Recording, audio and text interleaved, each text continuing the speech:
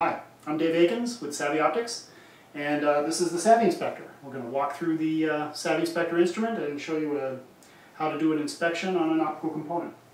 So here's the system: head, stand, computer, and software. We're going to move the stage into the load position, place the component onto the stage like that, and slide the part under the head. Now this particular component we're going to be inspecting to a specification of 4020. And we're going to load the part and select a calibration file. So we'll go over to the software, in the software window. The calibration file I'm going to be using is the ANSI Army January of 2012. So it's the latest calibration file we have based on the ANSI Army rules.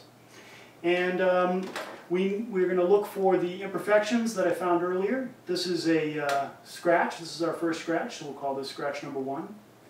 And we can actually zoom in if we want to see more of the detail of the scratch.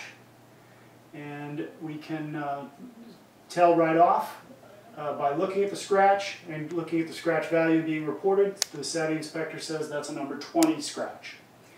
So we have one number 20 scratch. We also have to measure its length. The way we're going to do that is we're going to select the length measurement tool. We click on one end of the scratch. That zeroes the scratch encoders.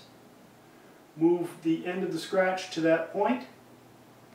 We right click again and then move to the other end of the scratch. At that point we have the scratch length reported over here in the long scratch length window. So we have a 2 mm long number 20 scratch.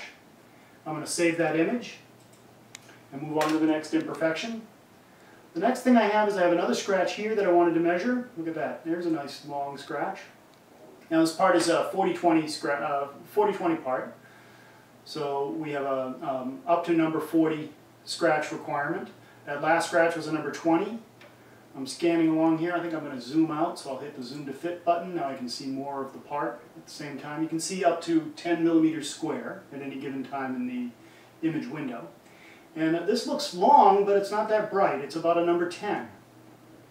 So we'll go ahead and measure its length. We're going to do the same thing as we did before. We left click to create our little green dot, move the stage so that the end of the scratch is at the green dot.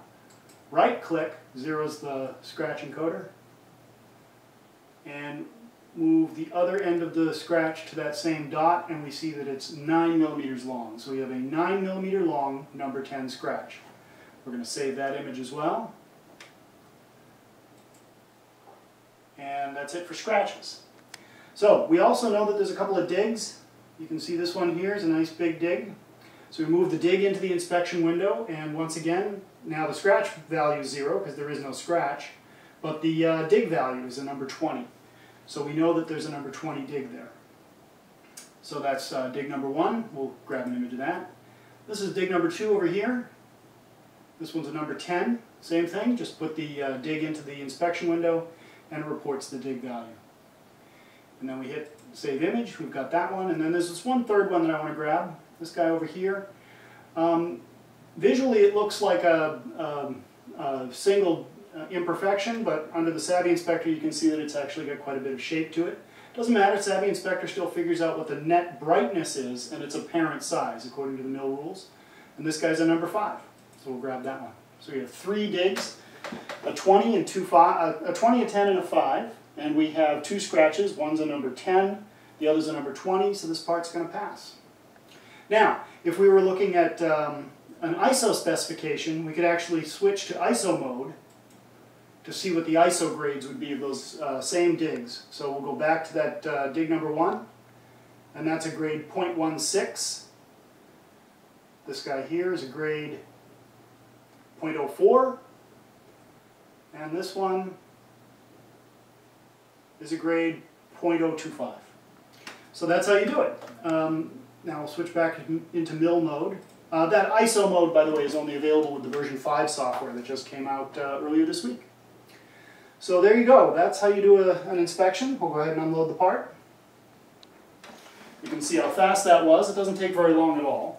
A trained inspector can go through and collect images and document an ambiguous scratch and dig inspection a couple of minutes. And it's a very effective way, and it's an objective way to evaluate scratches and digs according to the mill standard or the ANSI visibility standard. And we can also measure general imperfections using the ISO standard. So thank you very much for your attention. That's the Savvy Inspector, and I hope we can help you out soon. Thank you.